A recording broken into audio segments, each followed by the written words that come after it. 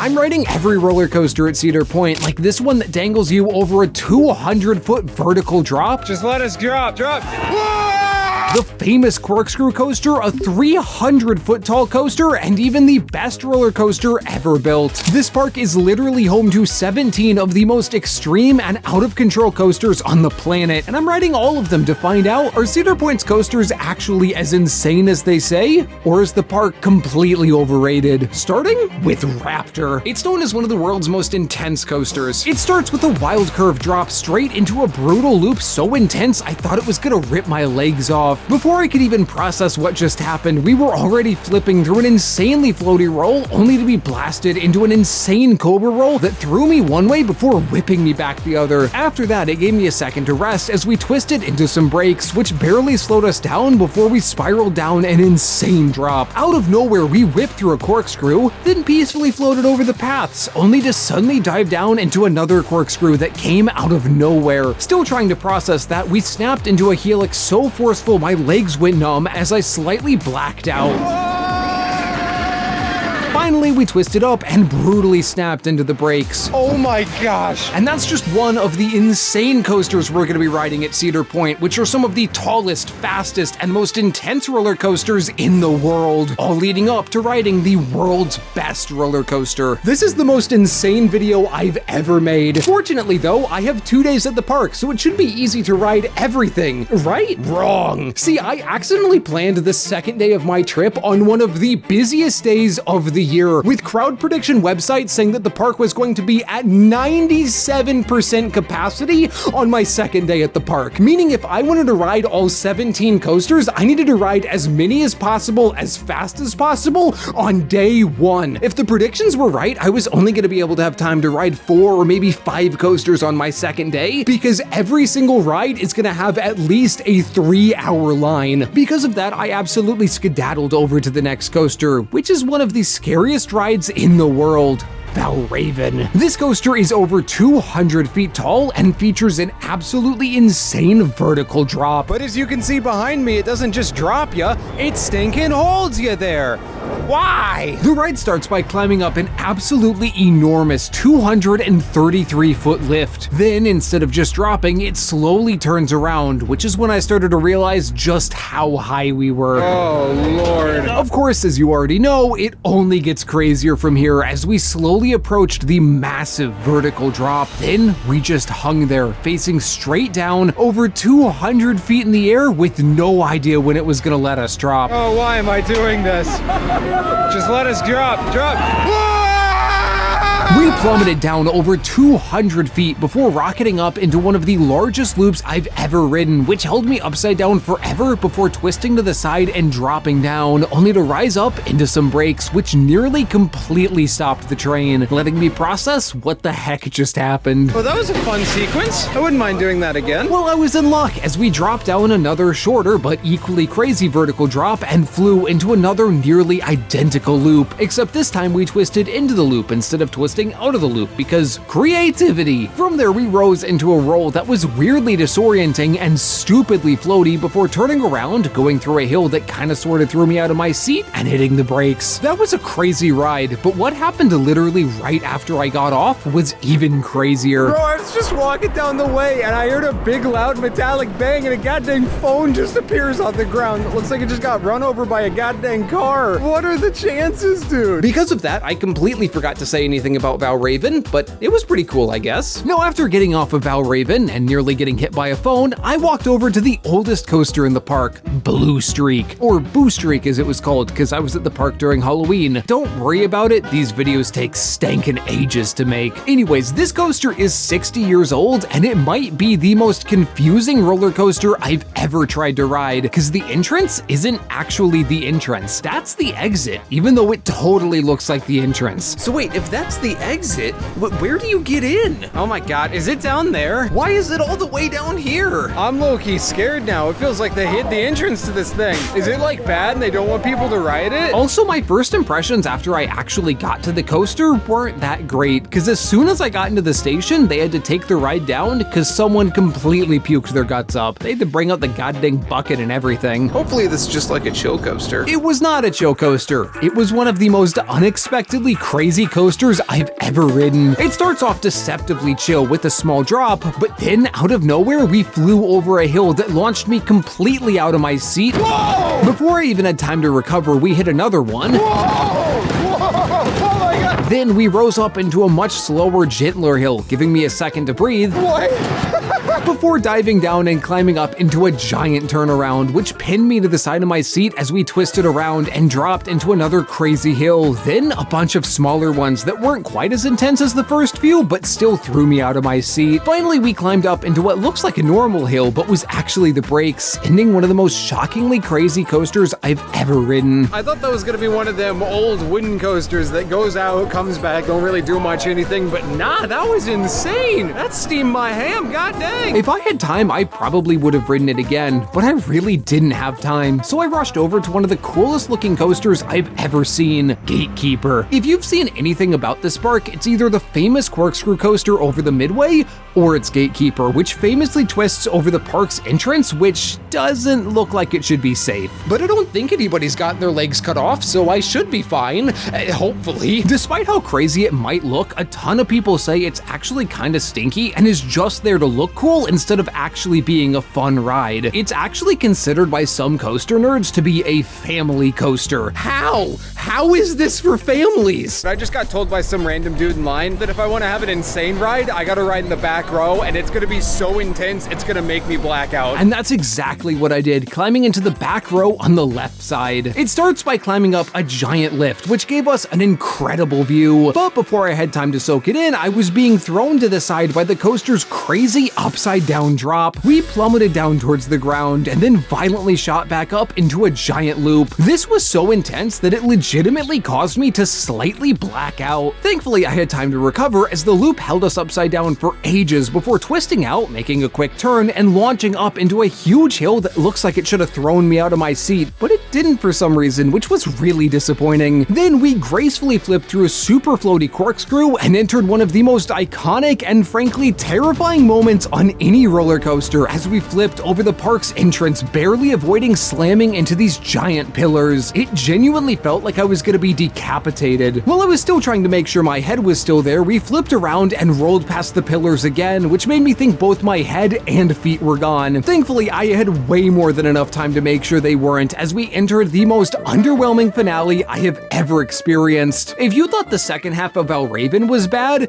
good lord brace yourself as we hit some brakes which slowed us down and dropped into an insanely slow and boring helix and meandered our way over to the final brakes. It's such a shame that a coaster with the first half as insane as this one ends with an ending that feels slower than a goddamn family coaster. Speaking of family coasters, after I got off Gatekeeper, which is a genuinely really intense coaster that gets way too much hate, I could have gone over and ridden the epitome of a family coaster, the Wild Mouse. But I really didn't want to. This is my least favorite kind of coaster, and when I walked up to it, I was hit with PTSD of all the terrible wild mice I've ridden. And also the line looked like it was at least an hour long, so I decided to skip it. Mostly for time, as I said, I needed to make every second of day one count because day two genuinely had the potential to be the busiest day of the year, but also because I really didn't want to be in pain. Don't worry though, if you enjoy seeing me in pain for some reason, this video has you covered because some of the coasters we're gonna be riding are brutal. What's crazy is we've already ridden 4 insane coasters and we aren't even a third of the way into the park. This place is literally a mile long of just straight up insane coasters. Now, unfortunately, because the park is so big, sometimes it takes ages to walk from one ride to the next, which is exactly what happened after getting off of Gatekeeper, as I needed to walk nearly half a mile to get to the next coaster, Rougarou. Rougarou? What does that even mean? What's a Rougarou? It sounds like the noises Scooby-Doo makes after seeing a ghost or something. Remember how literally 15 seconds ago I said that some of the coasters in this video were gonna be painful? This is what I was talking about. Literally all I've ever heard about this coaster is how bad it is. Like, look up any video about ranking coasters at Cedar Point and this is gonna be in the bottom 5. Like, I genuinely do not think I have ever heard anyone say anything positive about however you say that. Despite literally all of my common sense telling me not to ride, I got in line, which of course was completely non-existent. Maybe everyone knows that this coaster is terrible, so they're actively avoiding it? We're gonna find out, I guess. I'm low-key really scared. I've been watching like coaster YouTube for like 5 years, dude. Never once have I heard a single good thing said about this ride. It started with a small turn, then we dropped down the giant drop, which looks like it should be crazy, but it was actually just kinda okay. Everything after the drop though, good lord, as we flew into a giant loop that was way more intense than I expected and twisted into a half loop that left me hanging upside down for a second before diving straight to the ground. Before I could even figure out what was happening, we twisted up into whatever this thing is, which gave me a second to catch my breath before dropping into a stupid intense sideways loop thing which completely steamed my ham. Then after a little turn, we twisted up into the brakes, which barely slowed us down as we dove into a corkscrew, twisted around through a crazy slow turn, went through some crazy turns right up next to the ground, and hit the brakes. Well, shoot, call me the ground in a newly built home because I'm stinking floored. That was really bad. Let me try that again. Well, shoot, call me freshly installed carpet because I'm stinking floored. That was so much worse. I don't have a complaint with that ride. I don't get why people hate that. While I was walking over to Rougarou, I somehow completely missed another coaster. I think I was distracted looking at the construction for their new for 2025 coaster, Siren's Curse, which looks like an even more insane version of Valravn, where instead of just holding you above the drop, the track just casually tilts 90 degrees. I don't entirely know why they're putting it next to Valravn, which basically does the exact same thing, but just less coolly. But nonetheless, I am so excited to get to ride it. I am probably gonna pee myself while the track is tilting though. Subscribe if you wanna see that. Not me peeing myself, not that. The coaster, not me peeing myself. If we get to 10K subscribers by the time it opens, maybe they'll invite me to Media Day. I don't think they will. I mean, I was literally just talking about how I think I'm gonna pee myself on it, but if they did invite me, that would be really stinking cool. Anyways, I was so distracted by that I completely walked past Iron Dragon, which, even though it's a family coaster, I was really excited about. This is actually one of the world's rarest types of coasters. Like, it looks just like Raptor, but instead of being locked under, you're swinging side to side, and there's very few coasters out there that do this. And so I'm incredibly excited to get to try it because, I mean, what other coasters do this? Not many. That's what the whole point of this bit was. It starts with a decent drop into a turn, swinging us out to the side as we twisted up and into the trees. From there, we slowly turned around, swinging side to side a bit, and twisted into the trees again, only to rise up into another crazy slow turn. I'm not gonna lie, up to this point, I was a little disappointed. Well, I mean, this is a ride. It's a fun gimmick. Thankfully though, this was about to change, just after a little more meandering and a second extremely slow lift hill. Second lift hill's kind of weird, but you know, whatever, that's just kind of how it be. After this lift, the coaster started to get kinda crazy as we twisted down, swinging higher and higher, then we dropped into the famous twists over the water. We whipped one way before violently swinging the other, spiraling through a helix and dropping next to the water, only to rise up, swinging the other way and snapping into the brakes. That was great! Oh my gosh, that was so fun!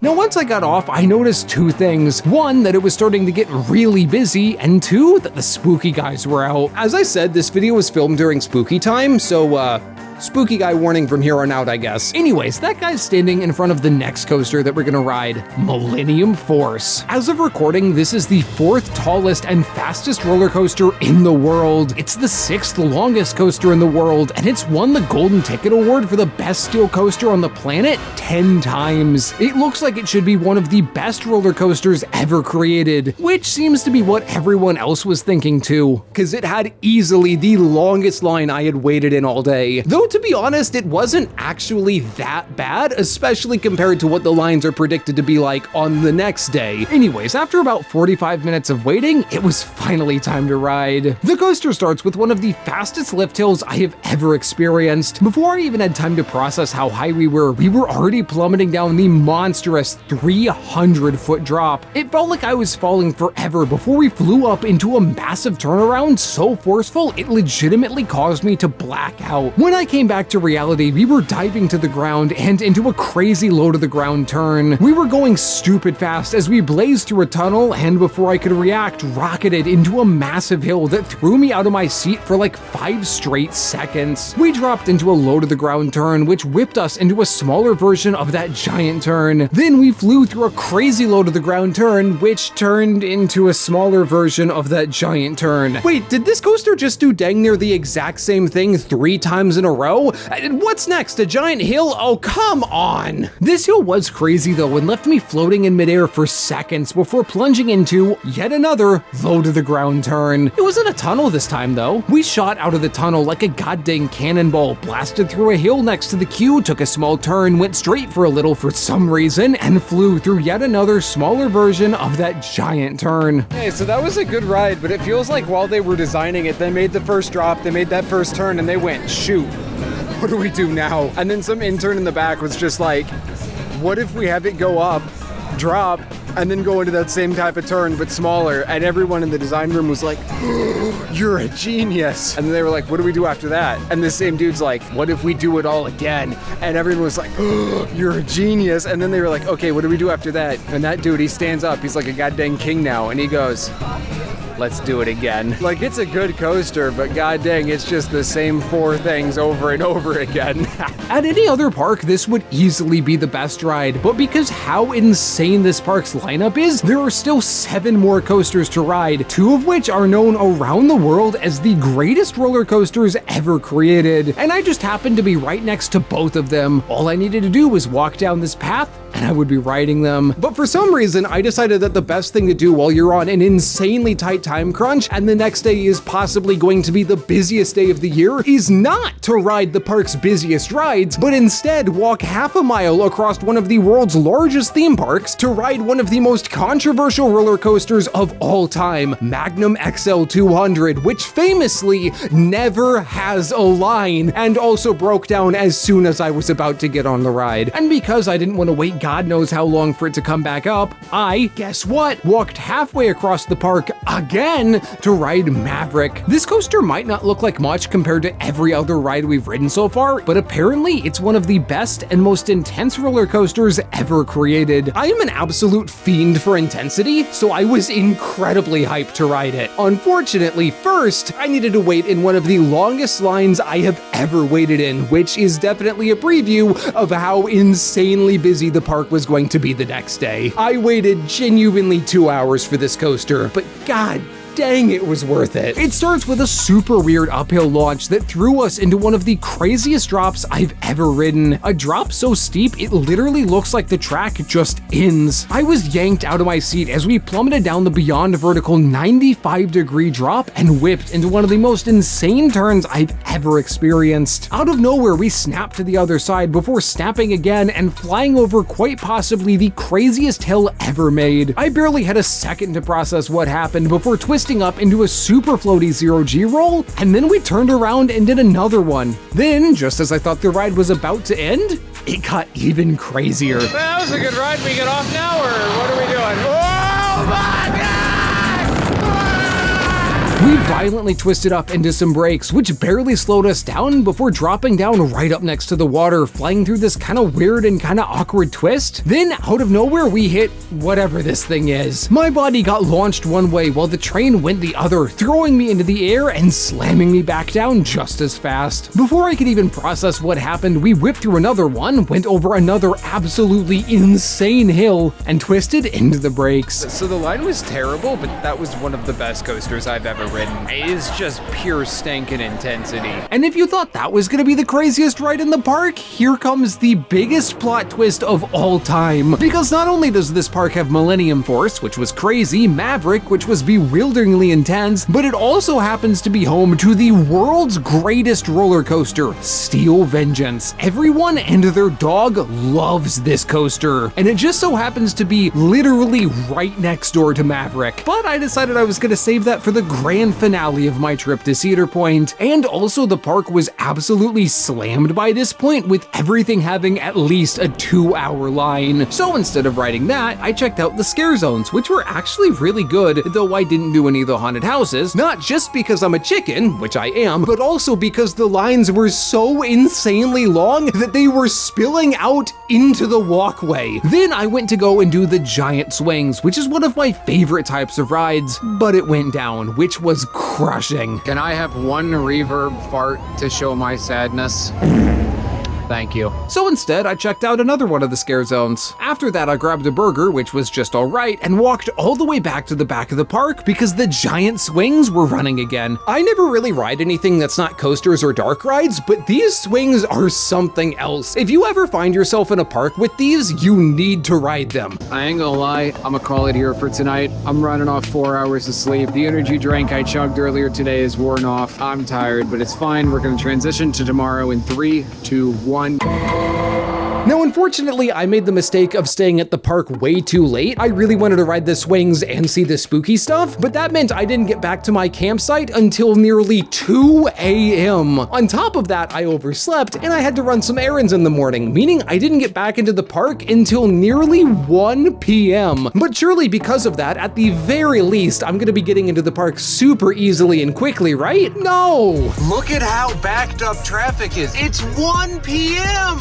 Dude, this is madness. I got here at 12 yesterday and it wasn't a quarter of this bad. Good Lord. Of course, once I got into the park, knowing that it's a spooky day and the park is just gonna keep getting busier and busier until nighttime, I started my day by riding one of the busiest rides. What do you mean I got food? Look, I was hungry, okay? So I ended up grabbing some chicken and some fries from the big ol' Stanker Boardwalk restaurant. The fries were pretty good and the chicken was amazing, but the highlight was weirdly this roll, which didn't look like much, but good Lord was it good. No, from there I could have walked over and ridden Steel Vengeance, but as I just said, I wanted to save the best for last. But I still ended up walking all the way to the back of the park, not for Steel Vengeance, but because I decided I wanted to take on 3 of the world's jankiest roller coasters, starting with the least janky and ending with one of the world's most controversial coasters, which might just be the most janky coaster ever built. But first we gotta ride the ride that looks the least janky,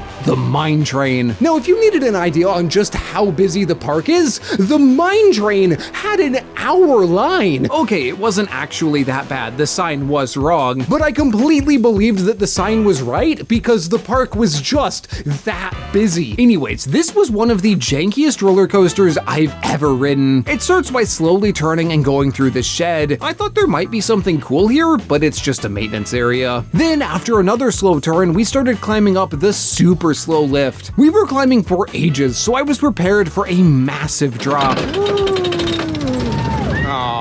Nah, it was just straight track. Out of nowhere, we jankily twisted and dropped to the side, twisting us awkwardly through a weirdly shaped, kinda painful turn. Once we were finally done turning, it was time for the coaster's big drop after a weirdly large amount of straight track. Again. This was one of the jankiest drops I've ever experienced, as we were yoinked painfully to the side while diving down towards the water. Then we flew across the water on some track that was at an angle for some reason before painfully getting launched up into a brutally rough helix that threw me to the side of the train. We went straight for a second before I was thrown into the side of the train again by a super janky turn which took us into the coaster's second lift. Yet again, we were climbing for ages, and yet again I was expecting a massive drop. Except this time I was bracing for it instead of being excited for it because so far all the drops have really stank and hurt. Of course, yet again, there was no drop, just straight track. We meandered through a few super janky turns as we were slammed one way and then immediately slammed the other as we dropped down, went straight but at an angle again, and jankily rose up into more straight track. Finally, we jankily dropped into an actually kinda crazy helix, spinning around with a shocking amount of speed before slamming into the brakes. It was definitely one of the rides I've ridden,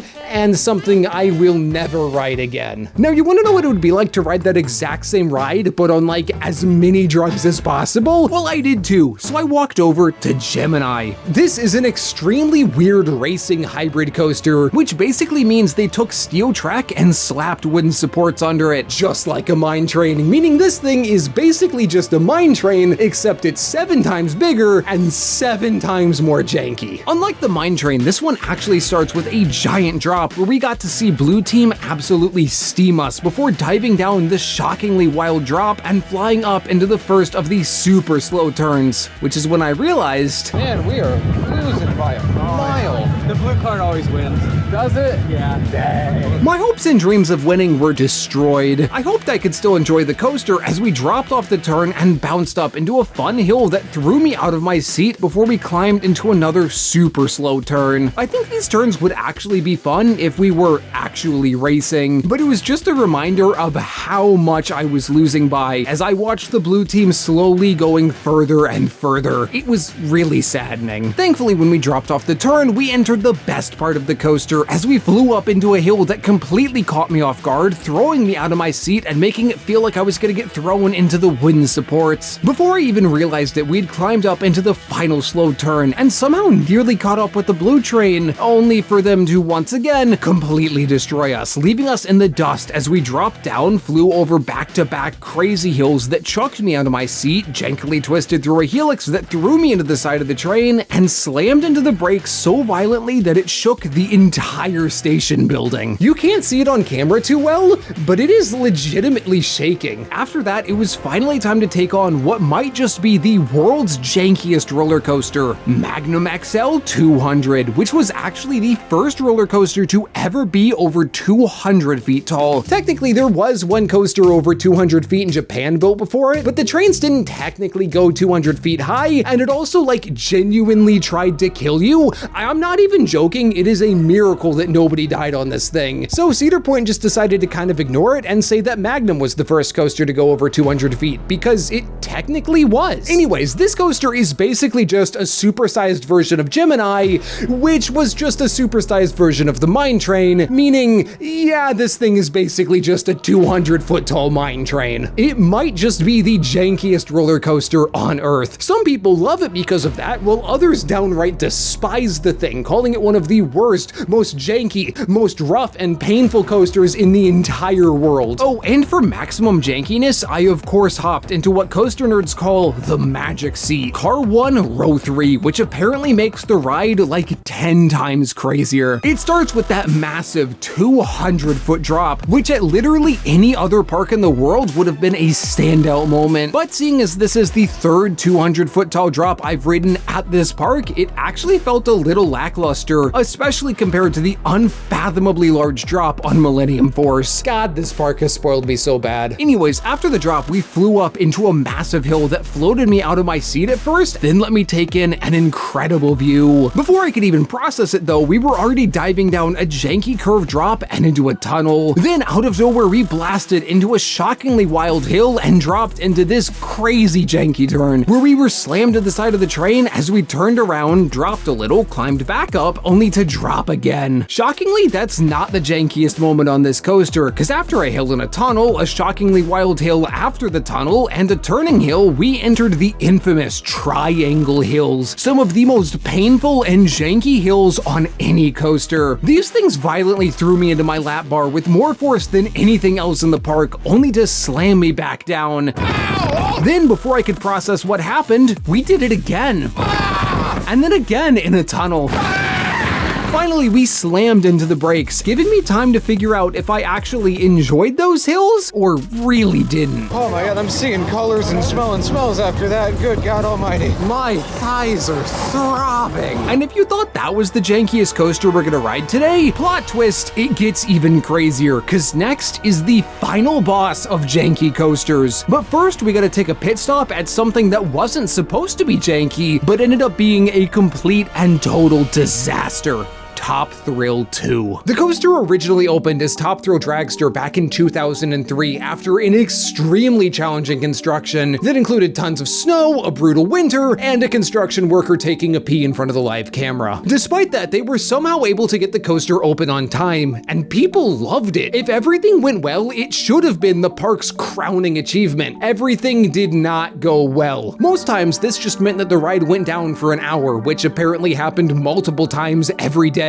Others, it meant that the train didn't get enough speed and rolled back, which was totally safe and arguably added to the experience, at least according to the people that actually got to experience it. Sometimes though, things were way worse. As one train entered the brake run at the end of the ride, an L-shaped piece of metal broke off from the train and struck a woman waiting in line, hitting her in the back of the head. Thankfully, she survived, but the incident left her with permanent brain damage. This is an extremely serious topic, and I would never make jokes about this. What I would make jokes about though is everything that happened after, because the comedy of errors that occurred over the years following this incident is one of the funniest things I have ever seen happen in theme parks. Now, the coaster itself being over 400 feet tall and positioned dead in the middle of a giant theme park would be a complete and total nightmare to remove. And it's also like easily the most iconic and recognizable part of the park. I mean, you would have to be stupid to take something like that out.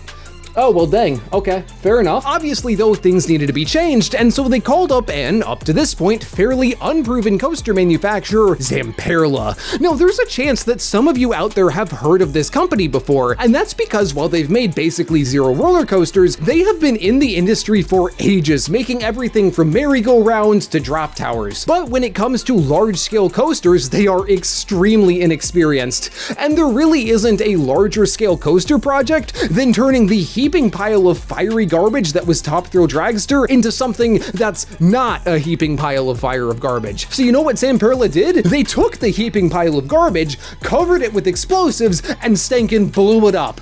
Not like that. Their extremely expensive redo of the coaster, which involved adding a 400-foot tall spike, was only open for 9 days before being shut down for an entire year, which makes the Top Thrill 2 Baby I'm Ready to Go t-shirts the funniest theme park shirts ever created. Of course, this meant that when I went to the park, it was not open. I actually delayed my trip by like 4 months, hoping they would fix it. But now it's been nearly a year and we still don't know what's happening. Like, they've said it's gonna be opening on opening day, but will it actually even open? Like last year, they said it was gonna open up like 3 different times and it never opened back up. And they're also literally building a second coaster that is also supposed to open this year, which to me feels like they're trying to set up for a scenario where they can go, ah man, this one's closed. Wait, look over here. This one tilts. I hope this doesn't happen, but if it does, I called it, and that's why you should subscribe to this YouTube channel. That was the worst slap I have ever done. Oh my God, if you just subscribed, unsubscribe because of how terrible that was. Oh my God, I'm gonna live the rest of my life in shame because of that. Now, originally what I had planned to happen now was I was gonna collab with another coaster YouTuber who had ridden Top Thrill 2, who could actually tell you guys about it and explain what the ride is like. Nobody answered my texts, not even the ones in Old English, so I'm gonna try and do that myself.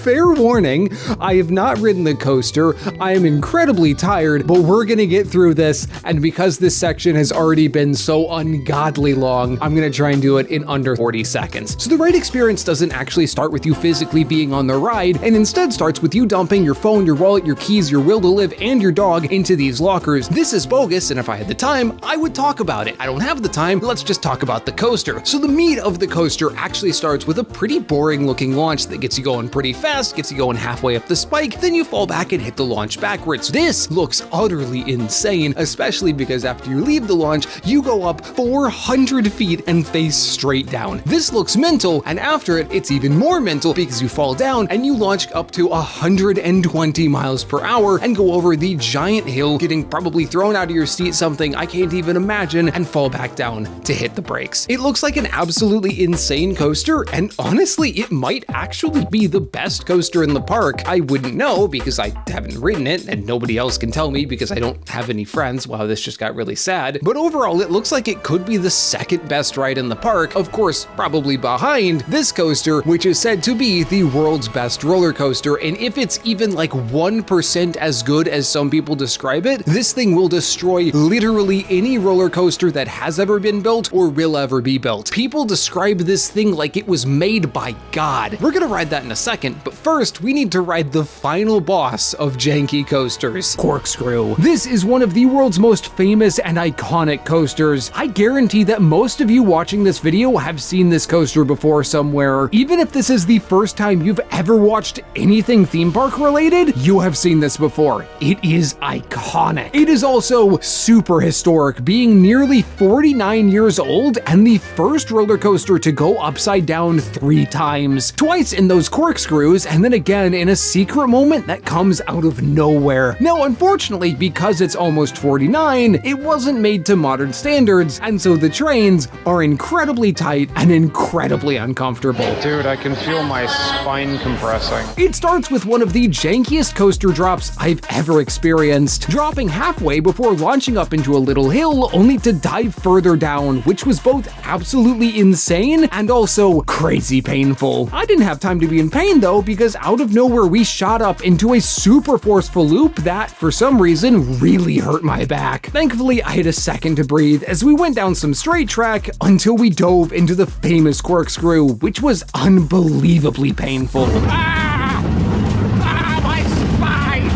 Ow! And that was just the wait, it's over. You know, I don't think that I'm upset that it's over. Pain.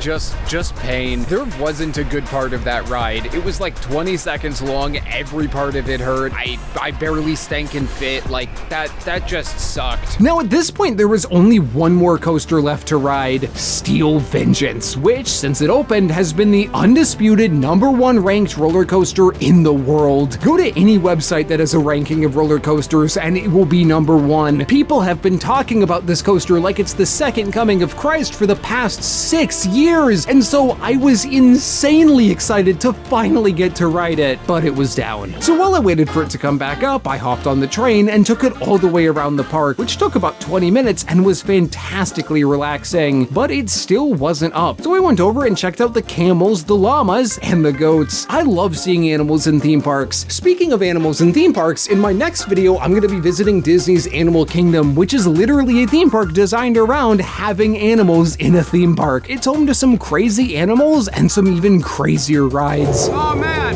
I hope we don't drop backwards. Oh no, we're dropping backwards. Whoa! So subscribe if you want to see that, because it's pretty awesome. I look like a bug. I thought by this point Steel Vengeance would be open again, but according to the app, it was still closed. So I decided to burn some time and ride Maverick again. I mean, I can't imagine the line is gonna be that long. I was in line for 4 hours. It didn't even break down, the line just never moved. Now, when I got off, I could have stuck around in the park and went over to ride Steel Vengeance, but I was in a truly awful mood, and the park was so busy that it was genuinely hard to walk. So I decided to call it a night, meaning I'm gonna have to come back another time to take on Steel Vengeance. No, I'm just kidding. Please don't click off the video. I'm not actually dumb enough to skip this ride. So before I started the 8-hour drive home, I took a detour to the park, walked the entire mile again to finally get food. What? Why does this keep happening? Well, while I eat, let me answer the big question that I asked at the beginning of the video. Is Cedar Point overrated? Well, I haven't ridden the last coaster yet, which is probably going to be the best, I think over the last 2 days, we've spent more than enough time in the park to come to a conclusion. If the park isn't at 97% capacity, this is one of the best parks in the country, probably even the world. There is literally a ride for everyone, from kids to families to even idiots that want their legs ripped off, like me. Anyways, now that we've gotten that taken care of, and I've eaten for like the 5th time this video, let's go and take on the world's best roller coaster, Steel Vengeance. This thing stands over 200 feet tall, goes 74 miles per hour, and promises to throw you out of your seat for 30 seconds, more than any other roller coaster on the planet. I do not think I can understate just how much hype this ride gets. I also do not think I can understate just how excited I was to ride it, and surprisingly, I didn't even have to wait long, with the line being only 25 minutes, which is crazy for what is apparently the world's best roller coaster. It starts crazy with one of the loudest lift hills I have ever experienced. I genuinely could not hear myself think as we climbed higher and higher until we reached what might just be the greatest drop on any coaster on the planet. Before I could even process that insane drop, we launched over a tiny hill which tried to throw me out of the train and soared up into a massive hill that had me floating for ages before diving down and rising into what might be the single best moment on any coaster on the planet. Oh my god! It would have been insane as a normal hill, but because the track was banked the wrong way, it caused me to be launched out of my seat in 2 directions at once in what I can only describe as an out-of-body experience. Of course, before I could even register what happened, we snapped up a little hill and glided into an insanely floaty roll that smoothly turned into a little twist that somehow threw me again and twisted into a half roll that suddenly untwisted as we were diving to the ground. Then, after a little drop, we floated into another hill and twisted into the brakes, which I thought would give me a second to breathe, but nope. It keeps going! We plummeted down a drop so crazy it would be the main drop of any other coaster, and into a second half so long it straight up could be another coaster, as we went through a hill, another hill, a weird twisty hill, and a massive turn that out of nowhere dropped us into a floaty roll. From there we were back to back hills, each one violently tossing me into my lap bar before slamming me back down. Then we dove into the giant wooden structure with a wonky turn that snapped me sideways and whipped into another roll, which was weirdly painful. And finally, it was time for the grand finale. Back to back hills that briefly tossed me into my lap bar and slammed me back down in a way that was honestly really painful. Okay, this is too far! This is too much! Okay, that is a really good ride. Like, a really good ride. But the best in the world? I don't know about that, honestly. So don't get me wrong, I don't think it's a bad ride. It's a very good coaster. I also feel like I have to choose my words very carefully now, because I think if I say the wrong thing, I'm gonna wake up tomorrow to 50 coaster nerds outside my house holding pitchforks. It is a very good ride. It's just not the kind of ride that I want. I like when coasters have big sustained moments of goodness. This coaster has those big sustained moments of goodness, and when it has them, they are earth-shatteringly good. The first drop, those 2 big hills, the first roll, but after that, it shifts from one big, long, sustained, mind-blowing moment to these quick, half-second long pops of goodness. The entire second half is just little snippets. It's little teases of what could be if they let the moments exist. That ending humps is the perfect example. This feels like the roller coaster equivalent of when an artist is gearing up to release an album, and so they're putting out snippets of songs, and then they put out the album, and none of those previews are on it, even though the previews, when they previewed them, are absolutely otherworldly good. Like, the album itself can still be good, the total package of the coaster can still be good, but at least to me it feels like the entire time I'm writing, I'm waiting for the payoff of all of these small moments. If it was small hump, big hump, that was the goodness of all of those humps combined, I'd be like, oh heck yeah, dude, this is sick. But it's small hump, little turn, little twist, little turn, small hump. I have lost my mind. What am I doing? Yet again, it is very good. good. Please do not show up outside my house with pitchforks, but it just isn't the coaster for me. I would take something like Maverick over Steel Vengeance literally any day of the week, including Wednesdays. Now, if you're interested to see what I currently consider my favorite coaster, you should check out this video where I ride what I consider to be the best roller coaster in the world.